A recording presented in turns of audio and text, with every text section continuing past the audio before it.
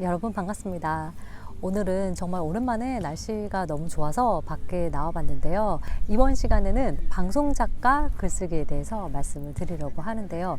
이제 보통 이 방송작가는 방송작가 혹은 구성작가라는 말이 붙습니다. 그러니까 즉 그냥 작가가 아니라 방송 혹은 구성이라는 단어가 붙는 것에는 이유가 있겠죠.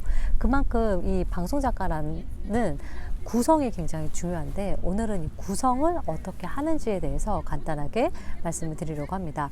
보통 방송 프로세스는 아이템을 이제 가지고 회의를 하고 아이템을 선정한 다음에 섭외, 그리고 촬영 구성안, 촬영, 편집 구성안, 대본, 그리고 자막, 이렇게 이제 프로세스가 진행이 되는데요.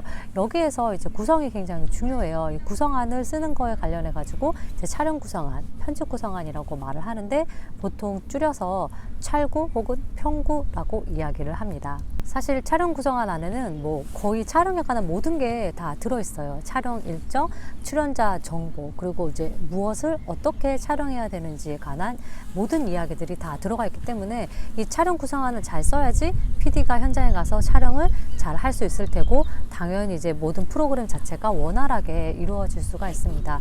보통 우리가 이 촬영을 한다고 하면 그냥 가서 촬영을 하는 게 아니라 대부분이 다 사전에 협의가 되어 있는 것을 촬영을 합니다. 가령 인간 휴먼 다큐를 찍는다고 해도 그 사람의 날 것을 다 담는다고 생각하지만, 뭐 PD가 한 3일, 일주일 겨우 그 일상을 같이 함께 한다고 해도 그 사람의 인생의 모든 것을 다 담을 수는 없겠죠. 그래서 사전에 우리가 이런 컨셉으로 이런 내용을 가지고 촬영을 할 것이라는 것을 출연자와 충분히 조율을 하고, 그것을 바탕으로 구성안을 쓰게 됩니다. 이걸 바탕으로 이제 시간이나 혹은 이동 동선에 따라서 촬영 구성안을 쓰고, 여기에 덧붙여서 뭐 인터뷰가 있을 경우에는 인터뷰 질문과 예상 답변, 또 요즘에는 협찬이 굉장히 중요해졌죠. 그래서 또 협찬을 얼마나 자연스럽게 녹아내느냐까지 촬영 구성안에 들어가 있습니다. 대본을 보면 이런 식이에요. 비디오와 오디오가 나눠져 있고, 이 오디오 부분에서는 이제 어떤 식으로 나레이션을 나중에 할지 예상 나레이션이 많이 나오고, 비디오 부분에서는 촬영할 때 꼭 찍어야 하는 부분이 있을 수 있거든요. 그래서 그런 부분들을 확실하게 체크를 합니다. 뭐 구체적인 촬영 용어, 뭐 틸다운, 줌인, 줌아웃 이런 것까지는 쓸 필요는 없지만, 어떤 장면을 꼭 담아야지 이 내레이션을 쓸 수 있다, 이 구성으로 진행할 수 있다 정도의 내용은 안에 많이 담는 편이고요. 또 뭐 출연자 관련해서 좀 알아둬야 될 유념할 상황이라든지 뭐 인적 사항이라든지 뭐 이런 것들도 많이 표기를 하는 편입니다. 보통 프롤로그에서는 호기심을 가질 만한 씬을 배치를 하고요. 그 다음 전개에서는 어떤 폭발적인 사건이 일어나기 전에 기폭제 역할을 하는 것들을 깔아줍니다. 보통 이제 밑밥을 깐다라고 표현을 하기도 하는데, 그 다음이 이제 클라이막스예요. 어떤 피크 포인트와 관련되어 있는 사건의 절정이 일어나고, 이어서 그 문제를 풀어줄 수 있는, 갈등을 해결할 수 있는 씬이 나온 다음에 이제 애프터, 뭐 이 사람이 어떻게 변했는지 혹은 앞으로 어떻게 나아갈 것인지에 관해서 이제 녹여내는 것이 에필로그라고 할 수 있겠습니다. 예를 들어 보면요, 뭐 쓰레기 더미에 사는 여자에 관한 이야기예요. 그러면 보통 프롤로그에서는 쓰레기 더미에 사는 여자가 있다 정도로만 이야기가 나옵니다. 그 다음 전개에서는 어떤 이 사람이 살고 있는 주변 사람들의, 주민들의 전원이 있겠죠. 뭐 그 집에서 이상한 냄새가 난다든지, 혹은 그 여자가 항상 어떤 쓰레기 더미들을 끌고 집에 들어가는 것을 목격했다라든지, 그러면 이제 시청자들이 약간 호기심이 생기겠죠. 그 다음에 이 여자의 집을 보여줍니다.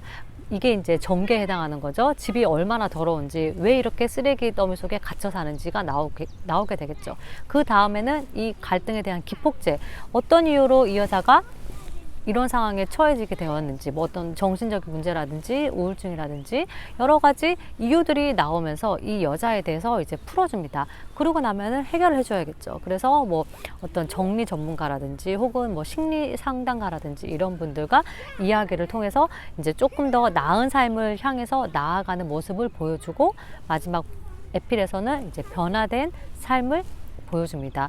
뭐 예능 프로그램에서도 한 연예인이 이사를 했어요. 그러면 그 이사한 집에 다른 친구 연예인이 찾아와서 식사를 같이 하죠. 하지만 이 모든 게 다 우연이 아니라 다 사전에 섭외가 되어 있다는 것입니다. 하물며 뭐 그 방송에서 지나가다가 그냥 들른 라면집에서 라면을 먹는 씬이 나온다.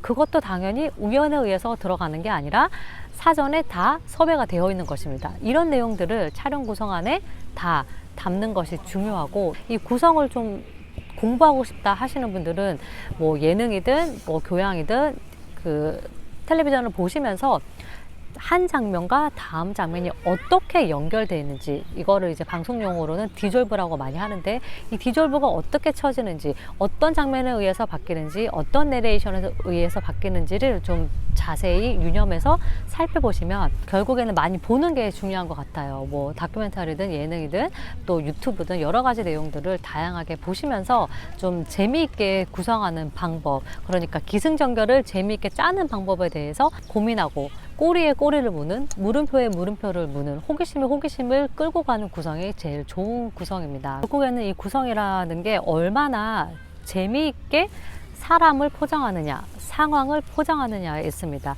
그러니까 굉장히 사소한 것도 좀 포장을 잘하는 게 어떻게 보면은 방송 작가의 핵심이라고도 할 수 있어요. 그래서 이거를 재미있게 포장하느냐가 우리의 역할이겠고, 그 포장하는 기술이 바로 이 촬영 구성안에 녹여 들어가 있습니다. 그래서 촬영 구성안이 잘 나오면은 뭐 편집 구성안이 굳이 필요 없는 경우도 있고, 그 다음에 내레이션 대본 쓸 때도 굉장히 편하기 때문에 촬영 구성안은 좀 신경 써서 쓰시는 것이 되게 중요하다라는 말씀을 드리고 싶고요. 오늘은 이 방송 작가가 하는 일 가운데서 가장 중요한 구성에 대해서 간단하게 말씀을 드렸고요.